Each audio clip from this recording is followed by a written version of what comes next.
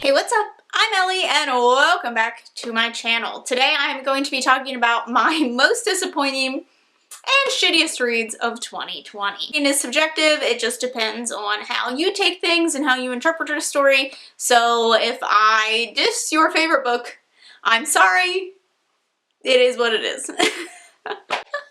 That's all I can say at this point. I feel like these disclaimers just like go in one ear and out the other for the people who are really butthurt about these things, but I can't do anything about that. I'm going to be talking about my most disappointing reads first. These aren't necessarily bad books. Sometimes I even give these 4-star ratings. It's just that the book in some way either didn't live up to the hype of something, or there was something about it that felt disappointing to me. So it's not necessarily that they're bad, it's not even necessarily that I didn't enjoy them, there was just something about them that disappointed me in some manner. And then I'll get on to my shittiest reads, which were like the worst reads for me. I will say I don't feel passionate hate towards any books this year. There's just one really bad one in my opinion, but other than that I don't really feel like I feel like everyone will come here, they want the tea, they want the sassiness, and honestly I don't really have a lot of it because I don't feel passionate hate towards much of anything on this list, so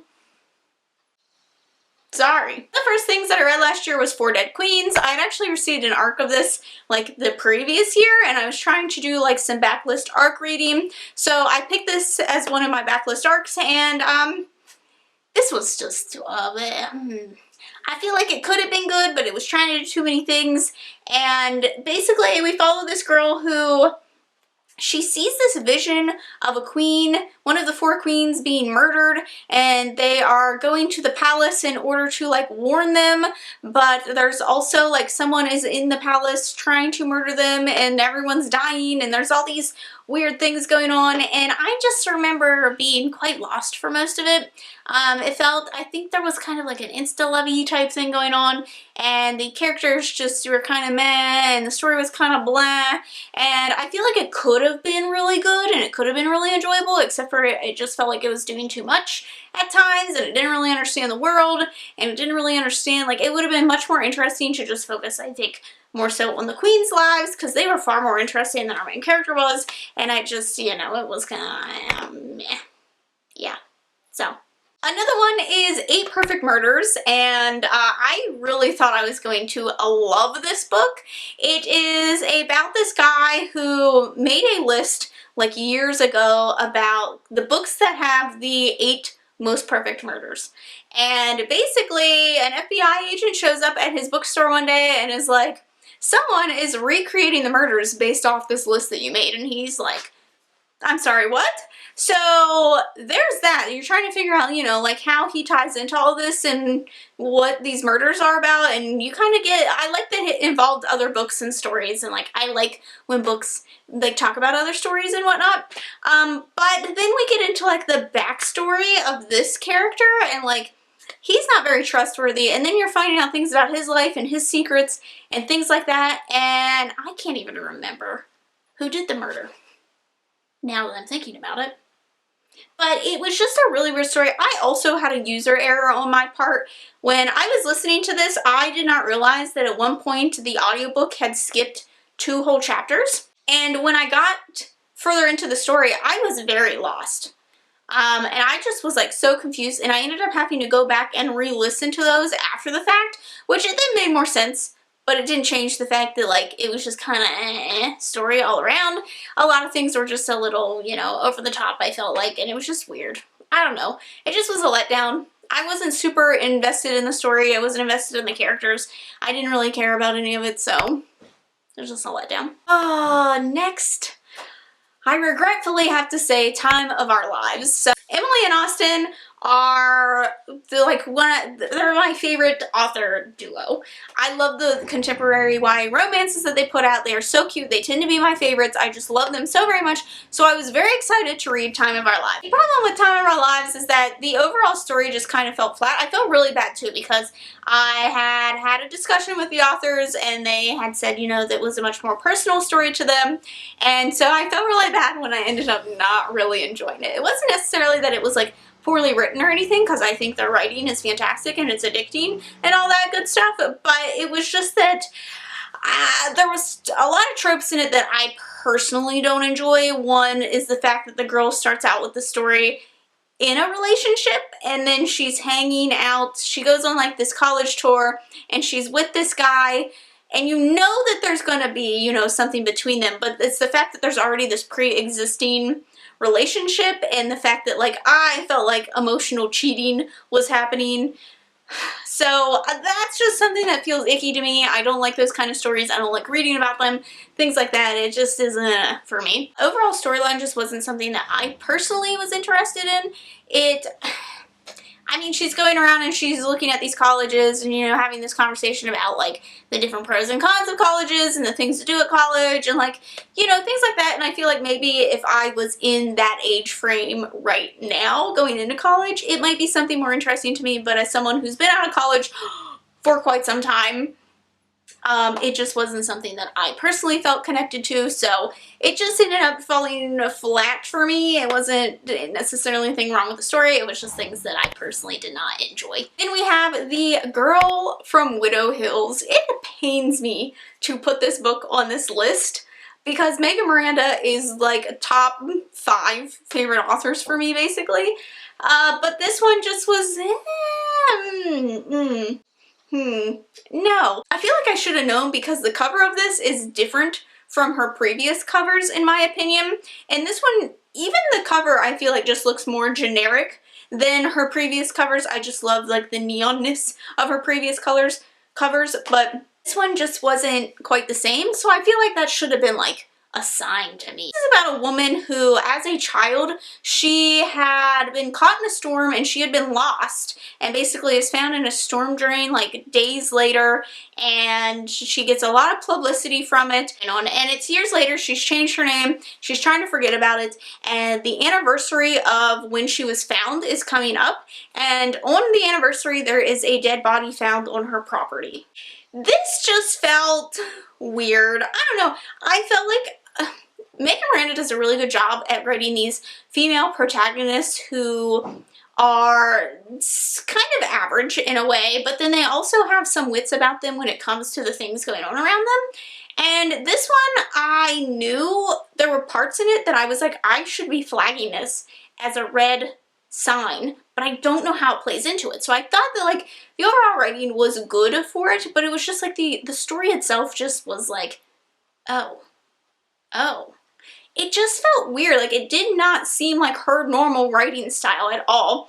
And the reveal at the end, I kind of saw coming, but the way that it ends up being revealed is like wild and action-packed, and there's very much like, it takes a long time, I feel like, to get into anything super exciting, even though there's like these deaths and stuff going on.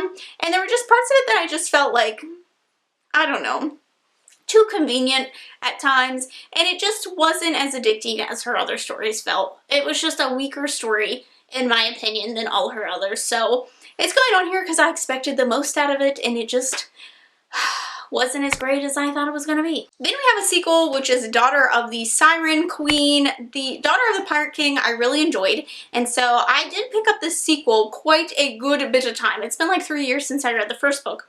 So I did end up doing like a skim kind of read a synopsis and summary of the first one. So I felt like pretty confident going into the second one that I knew what was going on. But the second one I felt like just deconstructed everything that had happened in book 1, and I did feel like there was inconsistency of events. Like the things that happened in book 1 like didn't matter in book 2 anymore. Like things just didn't exist anymore. And there's this relationship that is formed in book 1, and when we get into book 2, it's just very unsteady and fragile, and that just didn't feel right. And it's like some moments she's like, oh, I want to be with you all the time, and the next moment she's like, I can't be anywhere near you. Like it didn't make any sense. And the overall story was fine. I think it would have been so much better if this story had been a story all on its own. But the fact that it was a sequel and just didn't fit in with the first one really threw me off. So I ended up just not enjoying this for the most part just because of that. Like there's just too many inconsistencies and too many things that didn't line up. and I just didn't feel like it was quite as good as the first one. So yeah, this was probably one of the most disappointing sequels I've ever read. And I feel really bad because I love Trisha Levenseller's writing. I do think that she is just getting better with each book. So these were her like first 2 books, and she's since published a few since then, and she's an insta-buy author for me, and I really enjoy her works. So I think she has gotten better. I think this was just like a weird, not great thing that just came out of it. I feel like I just have to mention The Secret History here because I love dark academia so very much, and If We Were Villains is my all-time favorite book. I recently had talked about The Secret History because it was one of the last books that I finished for the year in my wrap-up, and someone in the comments said that If We Were Villains is like a copy and paste of The Secret History, which I strongly disagree.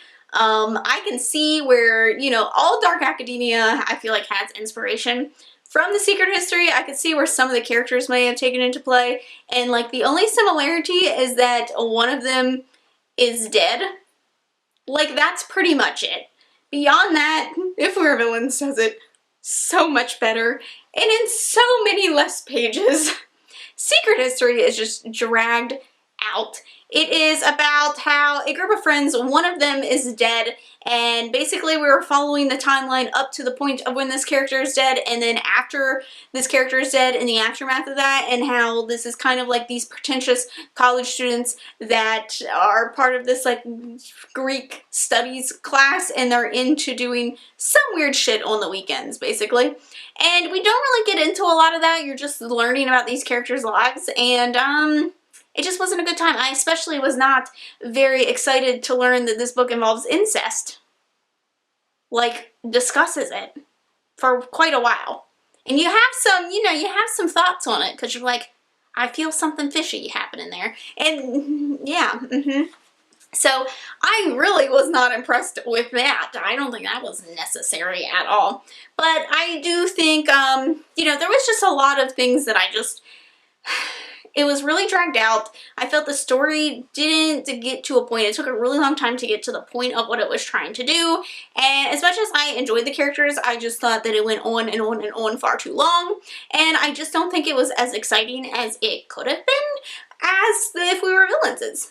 If We Were Villains is just better, in my opinion. So... I was surprised because I had heard that comment before, that If We Were Villains is basically another version of The Secret History. So I naturally expected to love The Secret History, and I just didn't. It just wasn't that great, in my opinion. So it was still, like, I still like the overall premise of it, and I still like getting to know the characters, and I'm always down to learn about, like, secret society type things, but this one was probably the least entertaining out of all the dark academia books I've ever read. I guess that's why it was the first. It just had to get better, right? Then there was one graphic novel that I was really disappointed with, and that is Snow Glass Apples by Neil Gaiman, and this is kind of a retelling of Snow White, in which Snow White is a vampire, and this actually follows the evil queen, and it's kind of her perspective looking at Snow White and like wanting Snow White gone because Snow White is a monster, basically. But there was a lot of unnecessary nudity going on in here. I think there are some mentions of like necrophilia and stuff, so like this was just like a it wasn't here for any. I felt uncomfy with the whole thing. Like, nudity, sure, okay, whatever. Do I need it every other page? Not really. Do I need necrophilia mentioned? No. I think it was trying to say, like, the original Snow White, like, she is in this glass coffin, essentially, and the prince, of course, comes up and kisses her, and I think it was trying to say, like, this story was originally fucking creepy, but we're gonna take it to the next level and like really spell it out for you. So I think it was trying to do something there, but I just didn't. It was really short and I just didn't really, I didn't like it. I didn't like it. That's it. I just didn't like it. Then on to my shittiest reads, the poopiest of the poopiest. Here we go. It's a three-way tie, honestly, between, normally I do my top 3, but it's kind of just a three-way tie between the last few. And then I have one just really bad one. But the three-way tie, I read at the beginning of the year 2 bad books like in a row. The Arrangement and Pretty Revenge. If you ask me what Pretty Revenge is about right now, I can't tell you. I think it has to do with a woman who works as a secretary for this other woman to try to get revenge. I can't even remember. That's just how unmemorable it was. I just remember being super unimpressed. Like, I hated the story. It didn't make any sense, kind of deal. Couldn't even tell you what it's about at this point. Pretty Revenge was, yeah. I don't think the woman that she's working for was the one she was trying to get revenge on. There was someone else that they were trying to get revenge on. It wasn't good. It wasn't the story that I went in expecting. I was expecting like something cutthroat and like gory and, you know, go get 'em type thing, and it just wasn't that. It ended up being more of a like a business type thriller. I wouldn't even say that. Thriller is really pushing it here. So yeah, there's that. And then The Arrangement I thought I was gonna like. It's about this woman who at first she kind of puts down like sugar babies, and then she ends up getting into being a sugar baby, and she gets a sugar daddy. She becomes obsessed with her sugar daddy, and to the point where like she basically starts stalking him, and some lines are crossed, in my opinion, that just don't make any parts of this right at all. And, you know, the characters were really insufferable. I don't think I liked any characters involved in this story at all. Her sugar daddy is obviously insufferable because he has a family, and he's just like being very, you know, I guess he kind of spells it out, but then he also like leads her on in some ways, and it was just weird. But I mean, things are crossed on her end too, because this is like the first like real sugar daddy that she has, and then she's like immediately obsessed with him, So there was just some weird things. Like, she thinks that they're like in love and they're gonna have a future together, but it's like, honey, you're a sugar baby. That's how that works. So it was just not a good time. The lines were crossed, and I just really did not end up liking it. Some things happened. There were some plot twists at the end that I remember being like, oh, okay, we went there, we did that. But for the most part, it just was like, I just wanted the story to be over. I should have known. Like, I think I read like 4 terrible books back to back to back at the beginning of 2020, and that just should have been a sign. It just should have been a sign. And then the other one would be the guest list, which I know I've seen this on like some people's favorites list, and it just does not make sense to me. This is kind of like Agatha Christie-esque mystery type thing. It's about this couple is getting married on this island, and it's a very secluded type area, and they've only brought like their very close friends and family and whatnot. And basically we are following all the different characters that are on this island. You know that someone has died, but you don't know who has died. You don't know who has did it. And basically you don't know like how anyone is connected to anyone. So this is basically a story of finding out who's connected to who's done what, who is dead. It reminded me very much of Big Little Lies, which I loved Big Little Lies. I love that format. The fact that we know that there's a dead body, but we don't know who, and we don't know how or why, or, you know, who else was involved, anything like that. So normally I love these kind of stories where we get to find out like the secrets of everyone and who's connected to who and how, but I just thought this one was like, meh. It felt like it took all the stories that are like this and just kind of pulled its favorite pieces and put them in, and like it was all things that I've heard before. It wasn't very original. It just wasn't very entertaining. It really took a long time to get into anything, and then at the very end I just felt very let down by the ending. Like, it just, I don't know, like it was just kind of, oh, that happened. It was very anticlimactic, and the characters that were involved in things were just kind of like, I saw it coming, very predictable. It was just very cliche of everything. That's how I feel. The characters were gross. I hated pretty much all of them. That's pretty much it. The story was bad, the characters were bad, that's it. And then the worst book of the year, I am sad to say, is a manga, and it is a collection of stories, and that is the Wise beasts of the wizarding wisdom. I went into this and I knew it was going to be set at like this enchanting setting, this magical school, and it's from the same creator who does The Girl from the Other Side, which is one of my favorite mangas. I haven't read that many mangas, but it's one of my favorites. And I went into this and I did not realize that it was, it says it's a collection of boy love stories, which I did not know that that was like a thing, but basically it is male-male romance stories. And so I was like, this is so cool. And they're the creatures, they're like human-esque, I guess, in a sense, and I thought that was really cute. I was like, okay, we'll get into this. There's like 2 cute stories in this, and then the rest are just like, I was not comfortable. I don't know how this book, like, anyone is into this book. There's a lot of red flags here, lots of red flags. So we have one of the very first stories, I believe, was essentially about raping someone, essentially. Basically using a love potion to, you know, have romantic relations with a person, but then they forget about it. So basically, yeah. So that was one of the very first stories, and I was like, okay, maybe maybe this was supposed to be like a cute thing. It just keeps getting worse from there. There is a story about a stalker, and it is supposed to be kind of pushed off as romantic. I was like, not here for that. There is a story implying a student-teacher relationship, which I'm done romanticizing those types of stories. I don't think we need any of those. That is just pedophilia. It's an abuse of power. I'm not here for any of that. So I was like, well, let's not romanticize that. We also have a story that implies incest. Even though it's not actual incest, it is very much implied that it is incest. So I was just like, this is like, I mean, right now we're at 4 stories, and I don't even think that was all of them. I think there was a 5th one that was also not great, but I can't remember it off the top of my head.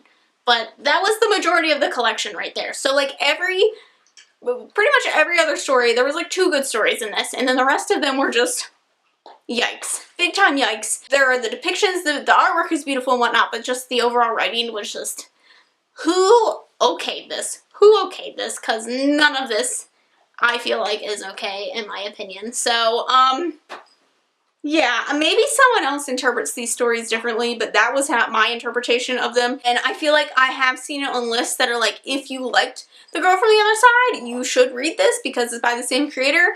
But yeah, no, I would absolutely not recommend it at all. And I saw some people who had mentioned when I first reviewed this that they had bought it for like younger people in their life. So definitely would not recommend it for that. Definitely check in on that. I don't think anyone was talking about it at the time. It was a newer title. So there's all that. The more you know, huh? So those are the most disappointing and shittiest reads. Again, I don't necessarily feel like a lot of hatred towards any of these, just slight disgust. But if they don't work for me, they could work for you. Sometimes I find my favorite books are from people saying that they hate something in a book, which is something that I love in a book. So, I mean, hopefully you don't love incest in a book. Hopefully. I don't know. I don't know. I hope you guys have liked this video. Don't forget to subscribe to see future videos from me. Thanks for watching, and I will see you in the next one. Bye!